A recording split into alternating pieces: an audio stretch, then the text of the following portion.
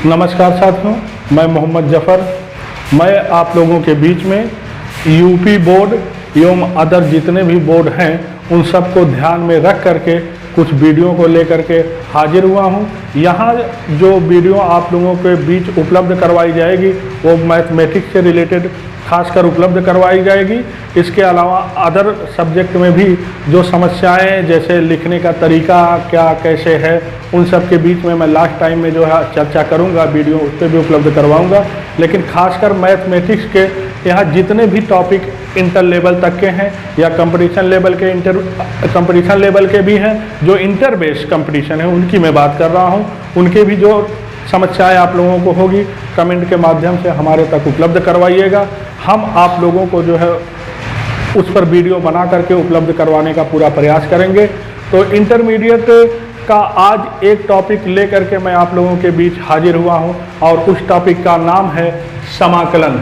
ये आप लोगों को इंटरमीडिएट में लगभग सभी बोर्ड में पढ़ने होते हैं। जो यूपी बोर्ड या अदर बोर्ड जो भी जिनका बोर्ड है उसमें इम्पॉर्टेंट तो है ही है, इसके साथ साथ कंपटीशन में भी ये बहुत ही इम्पॉर्टेंट टॉपिक है। तो आज मैं लेकर के हाजिर हुआ हूँ आप लोगों के बीच में। मैं यहाँ पे बेसिक कॉन्सेप्ट से स्टार्ट करके आप लोगों को number by number, serial by serial number से जो है वीडियो उपलब्ध करवाऊँगा। और अगर आप लोगों ने हमारे वीडियो से जुड़ने का प्रयास किया या जुड़े हमारी वीडियो से, तो आप लोगों को एक बेसिक कॉन्सेप्ट से लेकर के हर एक टॉपिक के जो समस्याएं हैं उसका सॉल्यूशन, उस पर आधारित प्रश्न जो भी हैं देखने को मिलेंगे। तो चलिए हम बहुत ज़्यादा बातचीत न करते हुए स्टार्ट करते हैं समाकलन। तो पहले ये समाकलन होता क्या है इस पे गौर करिए। समाकलन जो है ये अवकलन का व्युत्क्रम प्रक्रिया है। एक टॉपिक आप लोगों ने पढ़ा होगा अवकलन, तो उसकी व्युत्क्रम प्रक्रिया मतलब inverse process of differentiation is called integration. अवकलन की व्युत्क्रम प्रक्रिया को समाकलन कहते हैं। जैसा कि ये भी आप लोगों को पता होगा कि साइन यक्स का यक्स के सापेक्ष अवकलन, ये जो डी बाई डी एक्स, इसका मतलब derivative with respect to x of sine x, मतलब साइन यक्स का यक्स के सापेक्ष अवकलन ये काश यक्स होता है। तब भाई परिभाषा समाकलन की कहती है कि अवकलन की उल्टी प्रक्रिया समाकलन है। तब इसका मतलब जो है काश का जो समाकलन है, काश यक्स का समाकलन यक्स के सापेक्ष वो साइन यक्स होगा। ये जो चिन्ह है इनके बारे में भी जानिएगा। ये इंटीग्रेशन का चिन्ह होता है, समाकलन का चिन्ह होता है। और यहाँ काश यक्स है ही है, ये डी एक्स जो लिखा है इसका मतलब होता है यक्स के सापेक्ष। तो काश यक्स का यक्स के सापेक्ष समाकलन साइन यक्स होता है। तो यहाँ पर कुछ समाकलन के जो इम्पोर्टेंट फार्मूले हैं उनके बारे में हम पहले चर्चा करेंगे। इन फार्मूलाओं को याद रखना बहुत ज़रूरी है। इन्हीं फार्मूलाओं का प्रयोग करके यहाँ जो भी प्रश्न समाकलन के बनेंगे, जो भी होते हैं उनको हल किया जाएगा और उनको देखा जाएगा कैसे इन फार्मूलाओं के प्रयोग से हर एक क्वेश्चन का आसानी से हल प्राप्त हो जाता है। तो इसी क्रम में जैसे कुछ फार्मूले हमने लिखे हुए हैं, यहाँ हम पहले बात करते हैं। पहला फार्मूला जो है यक्स की पावर n का, यक्स की घात n के रूप का अगर कोई फलन है तो उसका समाकलन क्या होगा। तो यक्स की पावर n का जो समाकलन होता है वो यक्स की पावर n प्लस 1 बटे में n प्लस 1। आप लोग ये देख रहे होंगे एक सी मैं हर जगह जोड़ दे रहा हूँ। ये सी क्यों जोड़ रहा हूँ इसकी भी चर्चा आगे करूँगा, ठीक। तो ये पहला फार्मूला। दूसरा फार्मूला 1 बटे यक्स का समाकलन यक्स के सापेक्ष लाग यक्स होता है। लाग ई आधार पे यक्स की बात होगी। अगर आधार ई नहीं लिखा होगा तब भी आधार ई पढ़ा जाता है, ठीक। तीसरा फार्मूला ई की पावर यक्स का, ई की पावर यक्स का यक्स के सापेक्ष समाकलन ई की पावर यक्स ही होता है। प्लस में सी तो ऑलरेडी जोड़ना ही है, लेकिन फार्मूला याद रखते वक्त ई की पावर यक्स याद रखिएगा, ठीक। उसी क्रम में चौथा फार्मूला ए की पावर यक्स, जहाँ पे ए जो है 0 से बड़ी कोई संख्या होगी लेकिन 1 के बराबर नहीं होगी, तो उसका जो समाकलन होगा ए की पावर यक्स बटे में लाग यक्स। अगर यहाँ आधार ई नहीं लिखा हुआ है तो आधार ई माना जाएगा। तो हम यूँ कह सकते हैं कि a की पावर x बटे में log e आधार पे x। फिर अगला साइन x का जो है समाकलन माइनस cos x होता है। उसी क्रम में आगे cos x का जो समाकलन है वो sin x होता है। फिर उसी क्रम में आगे sec स्क्वायर x का समाकलन जो है tan x होता है। और उसी क्रम में cosec स्क्वायर x का समाकलन जो है वो माइनस cot x होता है। अच्छा, यहाँ एक चीज़ ये भी देख सकते हैं, बराबर के इधर जो भी लिखा हुआ है अगर उसके समाकलन अवकलन की हम बात करेंगे और ये जो भी अपना बटे में या गुणे में या धन मतलब धन ऋण जो भी दिया कट पीट करके यही चीज़ आ जाएगी। तो इसको बारे में अवकलन में आप लोगों ने देखा होगा। इसी क्रम में आगे हम कुछ सूत्रों पे और चर्चा, कुछ फार्मूलाओं पे और चर्चा करने चल रहे हैं जिनकी बात अभी हम करने चल रहे हैं। ठीक, जैसा कि पिछले 8 फार्मूले हम लोगों ने देखे थे, तो 9वां फार्मूला इनको भी याद रखना पड़ेगा। यहाँ जितने भी फार्मूले हैं उनको याद रखना बहुत ज़रूरी है। तो चलिए, जैसे integration of sec x into tan x with respect to x, मतलब sec x into tan x का x के सापेक्ष समाकलन जो होता है सेक x होता है।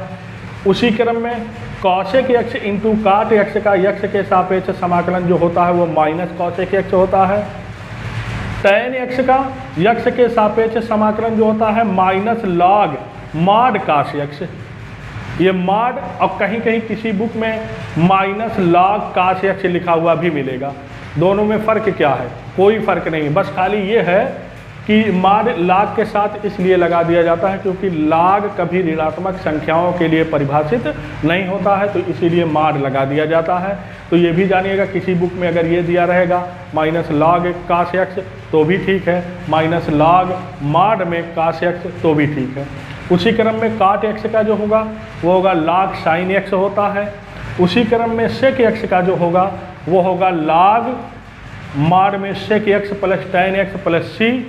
उसी क्रम में cosec x का जो होगा वो log mod के अंदर cosec x minus cot x plus c।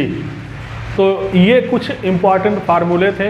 इसके अलावा और भी सूत्र हैं जो आप लोगों को दिए जाएंगे। फिलहाल इनके बारे में थोड़ा सा, इनका प्रयोग कैसे किया जाएगा क्वेश्चनों में, इनके बारे में भी जो है आइए हम चर्चा थोड़ा सा कर लेते हैं, एक आध तो हल्का सा एग्जाम्पल उठा करके।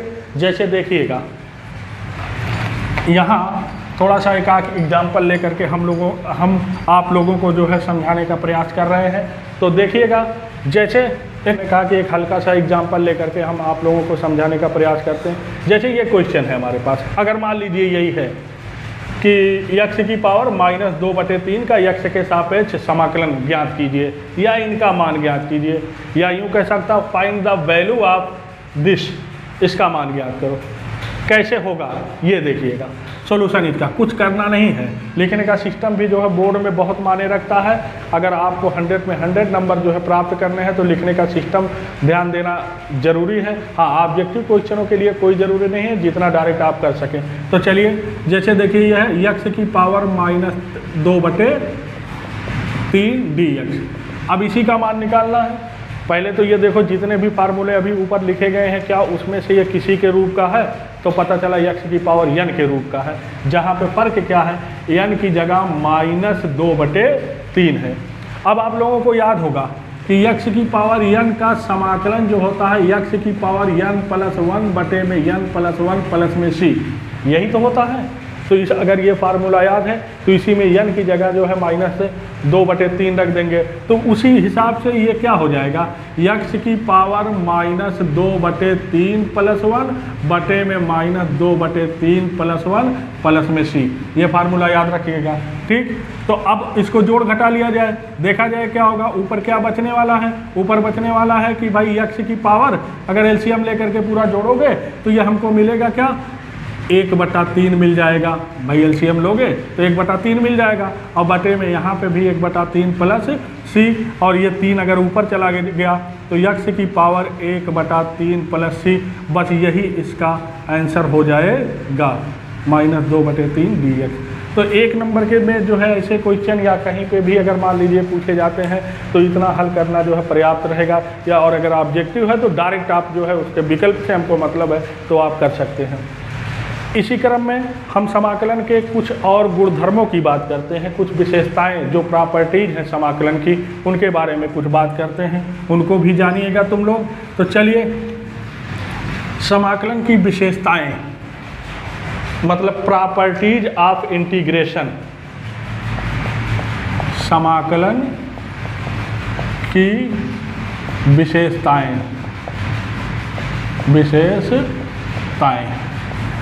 पहली चीज हम बात करने रहे हैं, अगर किसी भी फलन और उसके साथ किसी कांस्टेंट का गुणनफल है उसका समाकलन करना है तो समाकलन करने से पूर्व कांस्टेंट मतलब अचर बाहर आ जाता है। जैसे अगर c F x D x बराबर, यहाँ पे c गुणे एफ एक्स का कोई फलन है, इसी का समाकलन करना है तो समाकलन करने से पूर्व c जो है समाकलन से बाहर आ जाएगा, केवल एफ एक्स डी एक्स मतलब एक्स के फलन का जो है केवल एक्स के सापेक्ष समाकलन यहाँ पे होगा। आइए जैसे एक एग्जाम्पल हम उठाएं, इसी पे हम सब पे एग्जाम्पल भी देते चलें। जैसे अगर हमको दे दिया 3 साइन एक्स डी एक्स ज्ञात करो, मान लो इसी का मान ज्ञात करना है तो इसका सॉल्यूशन कैसे होगा, देखिएगा integration of 3 sine x D x यही है। तो देखिए 3 का गुणा x के एक फलन साइन x के साथ है और इस पूरे का समाकलन करना है तो नियम से जो है ये 3 बाहर हो जाएगा और केवल यहाँ समाकलन होगा साइन x का। ये बात समझ में आई होगी। अब 3 तो ठीक है भाई, गुणे के रूप में है ही है, साइन x का जो है समाकलन क्या होता है, ऊपर जो फार्मूले बताए गए थे वो सब आप लोगों को याद ही हो गए होंगे। उनके हिसाब से साइन का समाकलन जो है माइनस काश x और प्लस में c हम जोड़ देंगे, ये मिलेगा क्या -3 काश x प्लस c। तो ये रहा इसका आंसर 3 साइन x dx का। ठीक, तो उम्मीद करते हैं समझ में आया होगा कि अगर किसी अचर का किसी फलन के साथ गुणा है और उसका समाकलन करना है तो समाकलन करने से पूर्व अचर राशि जो है वो बाहर आ जाती है। दूसरी विशेषता ये भी जानिएगा, आगे इनकी भी हम बात करने वाले हैं। दूसरी विशेषता, अगर 2 या 2 से अधिक फलनों का योगफल अथवा अंतर है और उसका समाकलन करना है तो उनके अलग अलग समाकलनों के योग अथवा अंतर के बराबर होता है। जैसे मान लो इंटीग्रेशन करनी है और हमारे पास कई फलन है, f1x है, प्लस हो या माइनस हो, f2x है, प्लस या माइनस जो भी रहेगा जिस क्रम में, यहाँ f3x है, dx ऐसे प्लस या minus dot dot dot dx, और यहाँ dx नहीं रहेगा, सॉरी यहाँ dx नहीं रहेगा। मतलब integration with respect to x of this, मतलब इस पूरे का जो कई फलनों का योग अथवा अंतर हो सकता है उसका x के सापेक्ष अगर हमको समाकलन ज्ञात करना है तो कैसे ज्ञात करेंगे। तो नियम यह है कि सभी फलनों के अलग अलग समाकलनों के योग अथवा अंतर के बराबर हो जाएगा, मतलब सबके साथ सबका समाकलन अलग अलग हो जाएगा और चिन्ह जो प्लस रहेगा प्लस या माइनस रहेगा माइनस वो हम लगाएंगे। तो पहले इसको इस रूप में तोड़ लेंगे। जैसे देखिएगा ये क्या हो जाएगा, f1x dx, अगर प्लस रहेगा प्लस, माइनस रहेगा तो माइनस, फिर f2x dx, फिर प्लस रहेगा प्लस या माइनस रहेगा माइनस, f3x dx, प्लस रहेगा प्लस या माइनस रहेगा माइनस है, डॉट डॉट डॉट सबको तोड़ लेंगे। इस पर भी आइए एक एग्जाम्पल, एक क्वेश्चन देखा जाए एग्जाम्पल के रूप में। जैसे मान लीजिए हमारे पास ये क्वेश्चन है, ये दे दिया कि भाई 3x⁵ minus 6 cot x plus 3 cos x और प्लस 4e⁻x और इस पूरे का मान कह रहा है कि ज्ञात करो, मतलब इस पूरे का समाकलन ज्ञात करना है। अब यहाँ पे देखा जाए तो कई फलनों का योग अथवा अंतर है, तो पता चला 1 2 3 4 टू का योग अथवा अंतर है। अब जो प्रॉपर्टी बताई गई है उन्हीं के हिसाब से इनका सोल्यूशन आइए निकाला जाए, तो देखा जाए कैसे होगा। तो सोल्यूशन इसका देखिएगा भाई, यही चीज़ तो है 3x⁵ माइनस 6 काट यक्स प्लस में 3 काश यक्स प्लस 4 ई की पावर यक्स डी यक्स। अब आइए देखें तो बराबर यहाँ लगा दें। आइए देखें कैसे क्या होगा जो प्रॉपर्टी होती है। पहली चीज़ तो ये कि भाई कई ठू का अगर योगफल है तो योगफल अंतर है उनके अलग अलग समाकलनों के योग अथवा अंतर के बराबर होगा। दूसरी प्रॉपर्टी ये है कि अगर अचर का गुणा है तो वो भी बाहर आ जाएगा। दोनों प्रॉपर्टियों का हम एक साथ बाहर करते हैं तो यहाँ देखिएगा 3 बाहर आ जाएगा, तो 3 आ गया बाहर। फिर इंटीग्रेशन यक्स की पावर 5 का किसके सापेक्ष, यक्स के सापेक्ष। फिर माइनस है तो माइनस, हमने कहा था प्लस होगा तो प्लस, माइनस होगा तो माइनस लगाया जाएगा। तो यहाँ देखिए 6 अचर है बाहर हो गया, ठीक। उसके बाद है कि इसका काट यक्स डी यक्स, ठीक। फिर देखिए अगला फिर प्लस है तो प्लस है तो प्लस, फिर उसके बाद 3 बाहर हो जाएगा। इंटीग्रेशन किसका, काश यक्स डी यक्स का। फिर प्लस है, फिर प्लस है तो प्लस लगा लिए। फिर 4 बाहर हो जाएगा और ई की पावर यक्स का यक्स के सापेक्ष समाकलन मतलब डी यक्स लगा देंगे। अब देखिए जितने भी फार्मूले हम ऊपर बता चुके हैं उन सब में सबका समाकलन मौजूद है कि नहीं मौजूद है। तो बारी बारी से जो चीज़ का समाकलन होता है रखते चले जाओ और आपको आंसर प्राप्त हो जाएगा। तो चलिए देखिए भाई ये तो 3 ही है, इसका क्या होगा, ये होगा यक्स की पावर 6। क्यों, क्योंकि n + 1 तो 5 + 1 हो जाएगा और बटे में भी n + 1 मतलब 6। ये हो गया। यहाँ -6 बाहर है। काट का क्या होता है, काट का जो समाकलन होता है वो पीछे बताया गया है आप लोगों को log sin यक्स, तो इसकी जगह हो जाएगा log sin यक्स। तो मार के अंदर लिख देते हैं, कोई दिक्कत नहीं, ठीक, log sin यक्स। फिर देखिए आगे प्लस में जो है 3 बाहर आ जाएगा। और काश का क्या होता है, काश का समाकलन जो होता है वो sin x होता है, तो यहाँ पे हम लोग sin x लिख देंगे, ठीक। और उसके बाद फिर प्लस आगे देखिए जितने भी पद हैं जितने भी फलन है सब का हम इसी क्रम में करते हुए चले जाएंगे।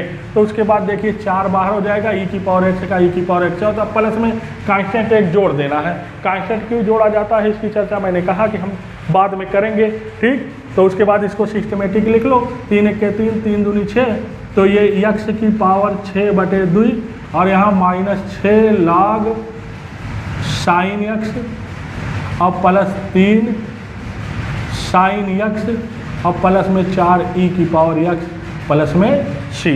तो यही संभवतः जो है आंसर हो जाएगा, यही आंसर हो जाएगा। इसी क्रम में आगे हम और भी प्रश्न लेकर के आप लोगों के सामने अगली वीडियो में हाजिर होंगे। तब तक के लिए जो है